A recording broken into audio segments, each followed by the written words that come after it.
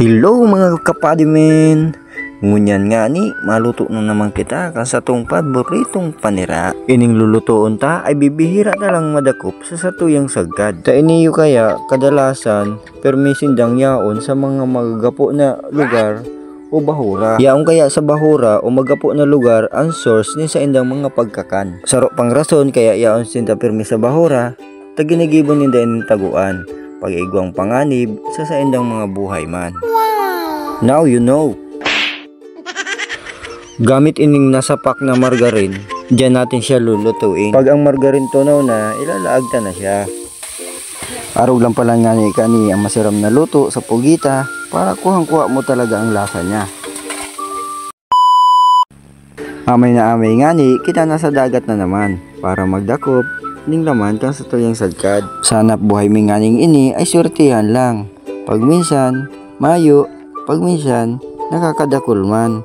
Tiyagaan lang mga padimin. Ang kagandahan lang sa hanap buhay ini ay nakakarigos ka sa dagat, aral daw. Kaya di nga ni sa panduan sagkad ay mga pusit ang nadakop ta. Duman sa pangtulong sagkad, duman ta nadakop ang sa tong pugita.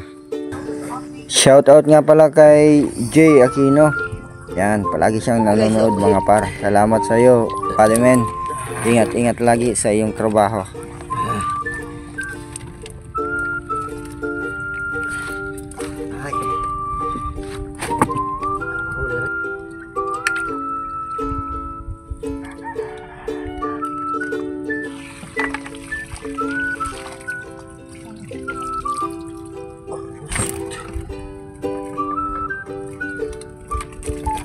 Ito mga par, huli tayo mga par ng ating paborito mga par.